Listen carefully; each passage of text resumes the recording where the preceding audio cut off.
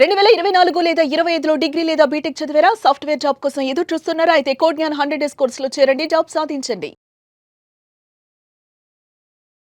మేడ్చల్ జిల్లా బోడుప్పల్కు చెందిన మహిళా సాఫ్ట్వేర్ ఇంజనీర్ విజయశాంతి రెడ్డి తన ఇద్దరు పిల్లలతో కలిసి బలవన్మరణం చేసుకున్న ఘటన తెలుగు రాష్ట్రాలలో పెను సంచలనంగా మారిన విషయం తెలిసిందే. ఈ కేసులో తాజాగా మరొక అంశం వెలుగులోకి వచ్చింది. ఆమె రీసెంట్గా ఒక ఫ్లాట్కి 35 లక్షల రూపాయలు అడ్వాన్స్ కూడా చెల్లించినట్టు తెలుస్తుంది. ఈ కేసులో పోలీసులు దర్యాప్తును ఇప్పటికే ముమ్మరం చేసినప్పటికీ చిక్కుముడులు మాత్రం వీడడం లేదు.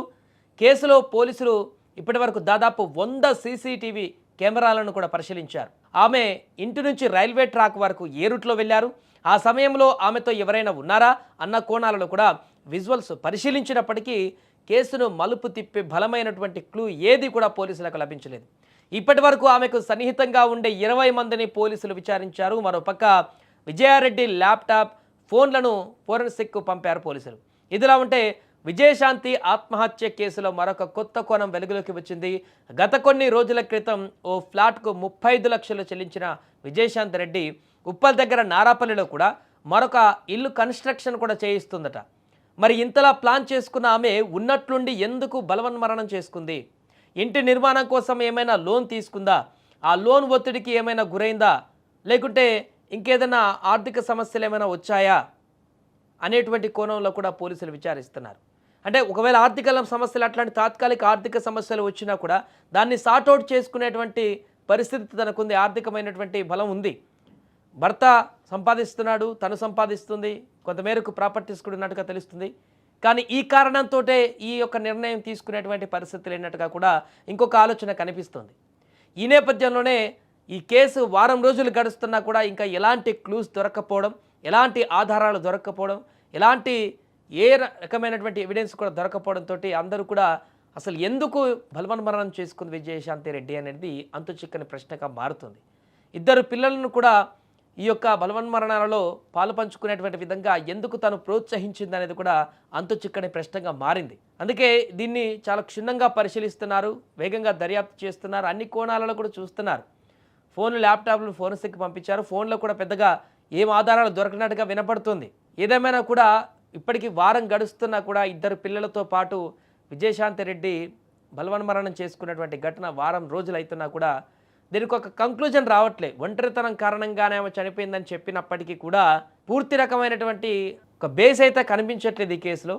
నిజంగానే ఆమె ఒంటరితనంతోనే ఈ రకమైనటువంటి నిర్ణయం తీసుకుందేమో, అదే నమ్మాల్సిన పరిస్థితి ఏర్పడుతుందేమో అనేటి కాడికి ఈ యొక్క దర్యాప్తులో వస్తున్నటువంటి క్లూస్ ఏం దొరకపోవడంతో అంచనాకు వచ్చేటువంటి పరిస్థితి ఏర్పడింది. అంటే డిప్రెషన్లోకి వెళ్ళిపోయి, ఒంటరితనమైనటువంటి డిప్రెషన్లోకి వెళ్ళి మానసిక ఒత్తిడికి గురై ఒక మెంటల్ స్టేబిలిటీ కోల్పోయి ఇలాంటి నిర్ణయం తీసుకొని సైకలాజికల్గా ఇలాంటి నిర్ణయాలు తీసుకోవచ్చు, మెంటల్ అప్డౌన్స్ అయ్యంటూ కూడా తెలుస్తుంది సైకాలజీ నిపుణుల నుంచి. కాబట్టి ఇక ఎలాంటి క్లూ దొరకకపోతే ఖచ్చితంగా తనే మెంటల్ బ్యాలెన్స్ కోల్పోయి ఒంటరితనం అనేటువంటి ఒక దాంట్లో ఆ ఫోబియాలో మానసికంగా చాలా వీక్ అయిపోయి ఇలాంటి నిర్ణయం తీసుకొని ఉండొచ్చు అని కూడా ఒక అంచనాకు రావాల్సిన పరిస్థితి ఏర్పడుతుంది ఏం దొరకపోవడంతో. అయితే ఆమెతో పాటు ఇద్దరు పిల్లలు ఎందుకు ఈ రకమైనటువంటి నిర్ణయానికి పురుగొలిపింది అనేది తెలియట్లేదు ఇంకా. ఎందుకంటే నేను లేకపోతే వీళ్ళకి ఇంకా చూసుకోవడానికి ఆర్థిక భారం ఉంటుంది, లేకుంటే రోడ్డు మీద పడతారనే సిచ్యువేషన్కి వెళ్ళేది. Well settled family.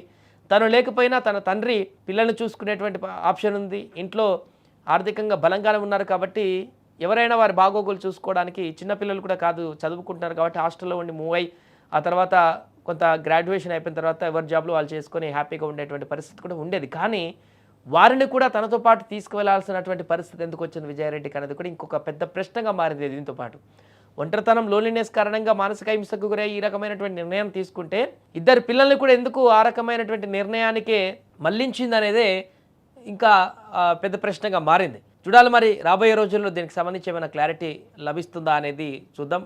ఇప్పటికే ఎలాంటి క్లూ దొరకట్లేదు, ఇంకా ఏం దొరకనట్టుగానే కనిపిస్తుంది. కుటుంబ సభ్యులను మరొకసారి విచారిస్తున్నారు, ఆఫీస్లో ఉన్నటువంటి కొలీగ్స్ని విచారిస్తున్నారు, అందరినీ విచారిస్తున్నారు. ఎక్కడా కూడా ఏం లభ్యం కావట్లేదు. లాస్ట్కి ఇంకా ఆమె ఆ ఒంటరితనం అనేటువంటి ఒక మానసిక స్టేటస్ నుంచి బయటికి రాకపోవడంతో ఆ ఒత్తిడితోటే మెంటల్ స్టెబిలిటీ కోల్పోయి ఈ రకమైనటువంటి నిర్ణయం తీసుకొని ఉండవచ్చేమో అనేటువంటి పరిస్థితికి మనకి ఇంకా ఆ అంచనాకు రావాల్సిన పరిస్థితి ఏర్పడింది. ఏదేమైనా కూడా ప్రస్తుతం ఒక అప్డేట్ అయితే కనిపిస్తుంది. ఆమె ఒక ప్లాట్ కొనుక్కోవడానికి అడ్వాన్స్ ఇచ్చారు. ఇంటి నిర్మాణానికి సంబంధించిన కన్స్ట్రక్షన్ కూడా చేస్తుంది నారాపల్లిలో.